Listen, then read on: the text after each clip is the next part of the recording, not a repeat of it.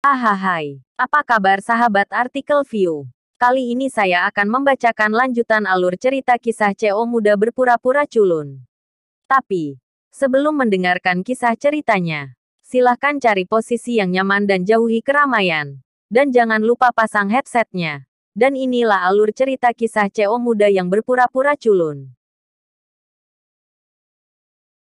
Episode 231, Kisah seorang CEO muda yang berpura-pura culun. Kata-kata Kauri membuat Ariel merasa seolah-olah dia telah dipukuli, dan kekuatan tempurnya meledak dalam sekejap. Bahkan jika Saiful muncul di depannya sekarang, dia bisa membunuhnya.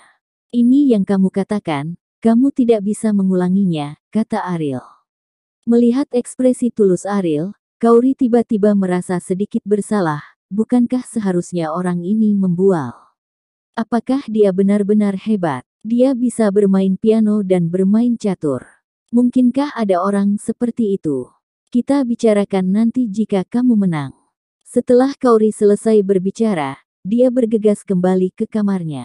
Bagi Ariel, masalah ini pada dasarnya telah selesai, jadi dia mulai menantikan masalah ini di dalam hatinya. Yang terbaik adalah Kauri datang lebih awal, sehingga dia bisa mencicipi lipstik lebih awal. Keesokan harinya, Ariel pergi ke asosiasi catur, dan semua anggota hadir. Karena setelah mereka pergi mencari Kauri kemarin, mereka datang ke sini pagi-pagi sekali untuk menunggu jawabannya. Dan mereka percaya bahwa setelah ancaman seperti itu, Ariel pasti akan menurut. Dia hanya menantu dari keluarga Wijaya, dan tidak memiliki status dalam keluarga Wijaya. Begitu Kauri menekannya, akankah dia berani melawan? Yang lain berpikir begitu, tetapi Yoga tidak. Beberapa kata yang dia pelajari dari Nicholas sudah cukup baginya untuk memahami betapa kuatnya Ariel. Bagaimana mungkin orang seperti dia diancam? Ariel, sudahkah kamu memikirkannya? Kauri seharusnya sudah menjelaskan pro dan kontra kepadamu. Kamu harus lebih memikirkan Kauri, ingin melihat Kauri hidup di jalanan. Dan jika keluarga Wijaya habis, nasi lembutmu tidak akan begitu enak. Ariel, jangan dengarkan mereka, itu hanya lelucon, mengapa kamu ada di sini hari ini? Yoga bertanya dengan hati-hati. Kapan pertandingannya? Ariel bertanya. Yoga kaget, Ariel tiba-tiba bertanya, apakah kamu benar-benar ingin berubah pikiran? Tapi itu hanya ancaman dari orang-orang ini.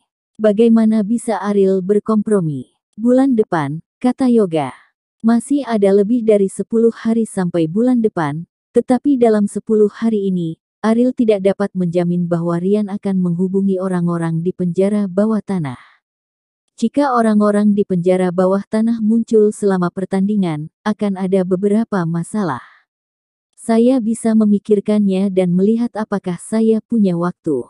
Jika saya punya waktu, saya akan berpartisipasi, kata Ariel.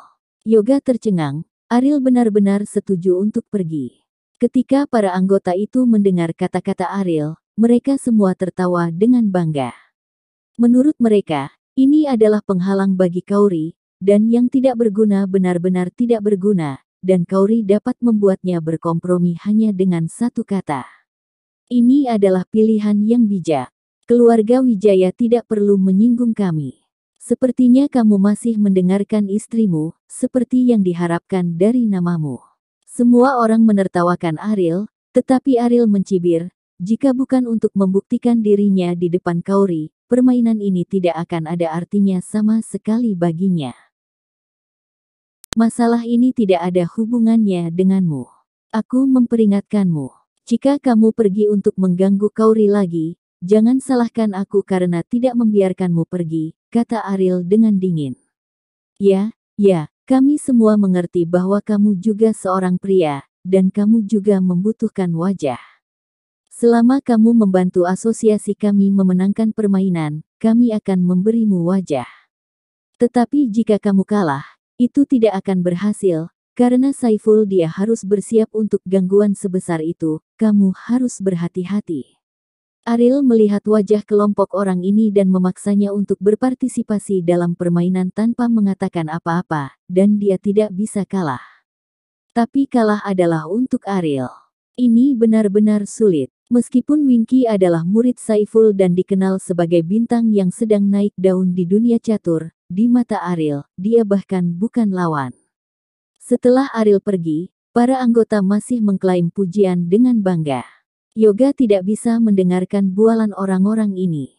Dia kembali ke kantor dan menelepon Nicholas. Itu terjadi begitu tiba-tiba. Yoga harus bertanya pada Nicholas apa yang sedang terjadi, mungkin persepsinya tentang Ariel salah. Dia setuju. Setelah Nicholas menerima telepon, Ariel tiba-tiba berubah pikiran.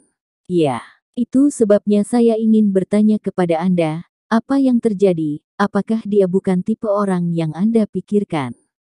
Yoga bertanya-tanya. Dugaan Nicholas tentang identitas Ariel tidak pernah salah. Rosah dan Sari telah muncul di area Villa Gunung secara langsung. Tidak, saya cukup yakin, kata Nicholas. Aneh. Mereka pergi mengancam Kaori. Jika Ariel benar-benar kuat, mustahil untuk berkompromi, kata Yoga. Mendengar kata-kata Yoga, Nicholas langsung tertawa. Apa yang kamu tertawakan? Yoga bertanya.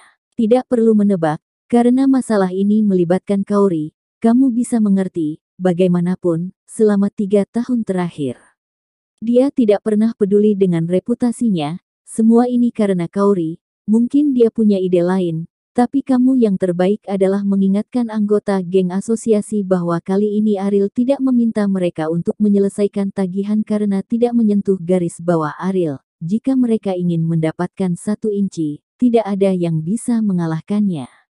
Kata Nicholas. Hei, aku terlalu malas untuk memikirkannya, selama dia mau berpartisipasi dalam kompetisi. Yoga menghela nafas, memikirkan begitu banyak liku-liku tidak ada gunanya, dan itu tidak ada hubungannya dengan dia, itu lebih baik membuang-buang kekuatan otak untuk masalah ini. Tinggikan diri Anda lebih banyak. Setelah kata-kata, Nicholas menghela nafas. Semakin Ariel bersikap sabar terhadap Kaori, ini berarti Aisyah tidak punya kesempatan. Faktanya, Nicholas telah lama mengenali hal ini, tetapi dia masih menyimpan sedikit keberuntungan dan fantasi di dalam hatinya. Tetapi setelah kejadian ini, Nicholas sepenuhnya mengerti bahwa tidak peduli berapa banyak usaha yang dilakukan Aisyah, itu akan sia-sia. Kasihanilah cucuku yang berharga, kali ini. Ini terlalu besar, kata Nicholas pada dirinya sendiri. Kakek, apa yang kamu katakan? Aisyah datang dengan lesu. Nicholas dengan cepat menggelengkan kepalanya dan berkata, kamu tidak mengatakan apa-apa, dan kamu tidak pergi ke sekolah hari ini. Pikiran Aisyah sekarang hanya Ariel, jadi bagaimana dia bisa masih memiliki pikiran untuk pergi ke sekolah, dan berkata, tidak pergi, saya tidak ingin pergi ke kelas, saya tidak ingin melakukan apapun, akhir dunia akan datang. Nicholas tersenyum pahit. Sekarang dia merasakan akhir dunia, ketika dia benar-benar menyadari kebenaran, suasana hati seperti apa yang akan dia rasakan. Apakah tidak ada anak laki-laki di sekolah yang menyukaimu? Nicholas bertanya dengan rasa ingin tahu. Tentu saja, mereka sangat menyukaiku, tetapi bagaimana mereka bisa dibandingkan dengan Ariel? Mereka seperti anak kecil, gumam Aisyah. Ariel tidak begitu baik, dan tidak sulit untuk menemukan seseorang yang lebih baik darinya. Nicholas mencoba membimbing Aisyah untuk tidak fokus pada Ariel, tetapi rencananya jelas karena tidak dapat dicapai. Apa yang ditentukan Aisyah, jika bukan karena pertumpahan darah, bagaimana dia bisa kembali? Kakek, bukankah kamu selalu mendukungku? Apa yang terjadi hari ini? Aisyah bertanya-tanya. Ini saat yang tepat, Nicholas dapat berbicara dengan jelas dan membiarkan Aisyah mundur. Tapi gadis kecil ini adalah cucu yang paling dicintainya, dan Nicholas tidak tega melakukan hal yang begitu kejam.